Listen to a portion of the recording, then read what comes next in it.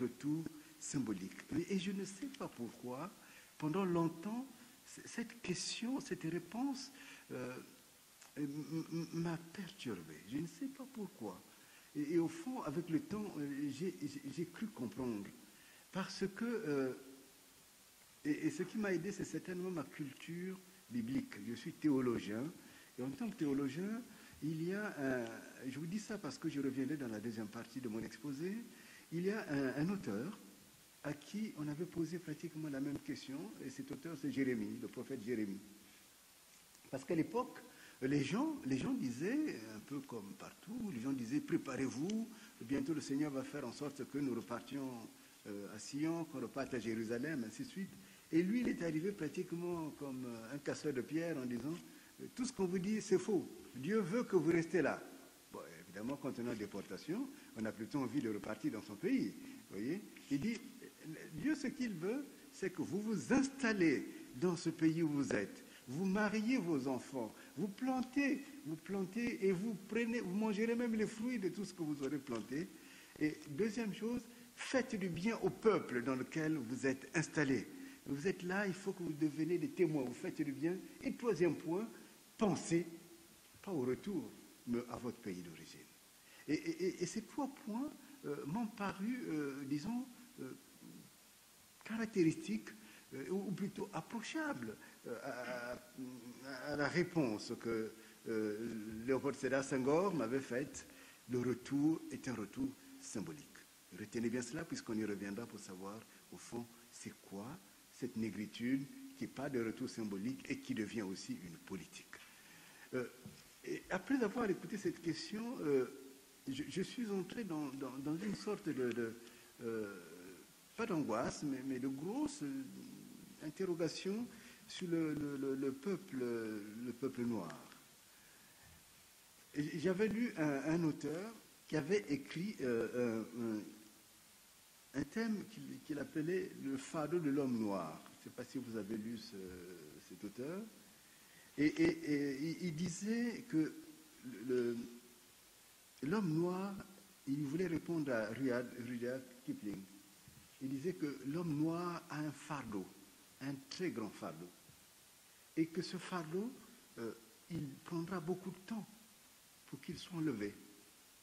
Mais il existe. Et c'est ce fardeau qui fait qu'il lui est difficile de s'épanouir totalement dans le monde et dans sa propre vie. Et c'est vrai que quand on regarde beaucoup, moi je suis dans un domaine où le contact humain existe, quand on regarde beaucoup les initiatives des hommes et des femmes noires, on a le sentiment qu'à un moment donné, ils montent et puis tout d'un coup, c'est toujours la catastrophe. Ça finit mal. Alors, et du coup, je me suis dit, mais évidemment, beaucoup diront, c'est la malédiction du noir. Mais peut-être parce que je suis théologien, je ne crois pas beaucoup à cette malédiction. Je me suis dit qu'il y a un problème. Il y a un problème. Et deuxième point, c'est à ce moment-là aussi qu'est apparu beaucoup de critiques. Vous vous rappelez le prix Nobel Wole Soyinka qui disait à Senghor, le tigre, je crois, ne proclame pas sa tigritude, mais il attrape sa proie et la mange. Donc, et le fait d'arriver à dire, de vanter la négritude, ça dit qu'on vantait la peau, et au fond, tout cela n'a pas de valeur. On n'a pas besoin de se présenter comme étant le noir, le nègre, tout cela, en fait, il faut exister et puis manger les autres, quoi, bon, comme tout le monde, en fait, voilà. Bon, ça me paraissait un peu une approche, bon, c'est normal, hein, puisque les gens ont souffert, ils ont le droit de parler. Et d'ailleurs, j'ouvre la parenthèse pour remercier toutes les personnes qui ont fait une critique de ce livre, et je crois qu'il y en a beaucoup ici à Genève, qui ont eu une belle compréhension, et puis tout à l'heure je disais à mon co-auteur que All Africa a fait beaucoup de critiques de ce livre. Et donc, c'est aussi la période où il y a eu un grand philosophe, Utonji Paulin, je ne sais pas si vous connaissez, du Bénin, qui avait fait une critique alors mais acerbe de la négritude, et particulièrement même son été pris à Senghor. Lui, il disait que c'était une sorte d'ethnographie, on perpétuait une culture, en fait, qui faisait que l'homme noir n'était que regardé à travers une sorte d'ethnicité, d'ethnographie, ainsi de suite, mais que ce n'était pas... et il avait dit une phrase importante, que je crois qu'il faut retenir aussi. Il disait que, au fond, nous ne pouvons pas nous contenter de répéter ce que nos ancêtres ont vécu ou ont dit. Et lui, il disait qu'il fallait une pensée nouvelle. En ça, il a raison. Mais alors, il y avait une sorte de concasserie, en fait, comme on dit, autour de la négritude, qui rendait pratiquement une vision sereine, difficile à voir.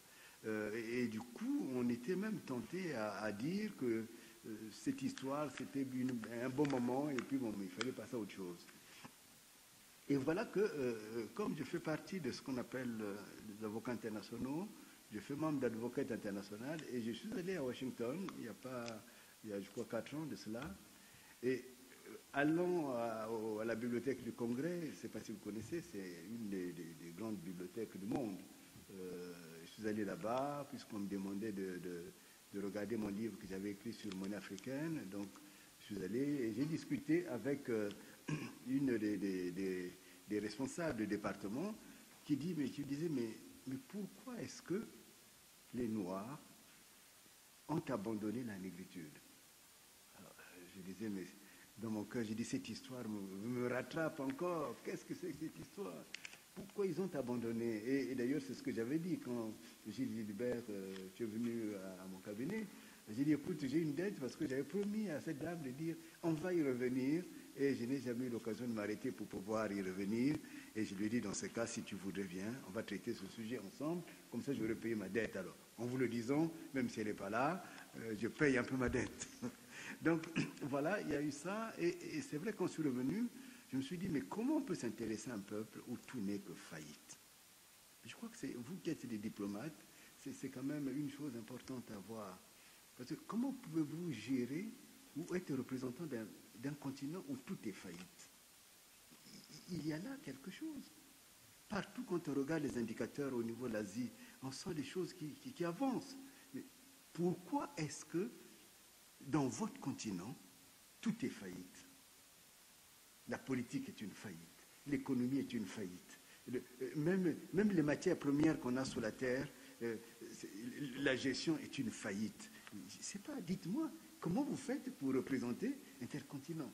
Et moi, c'est la question, je vous la laisse. Hein, ou certainement, vous avez de belles réponses. Mais c'est une question. C'est une question.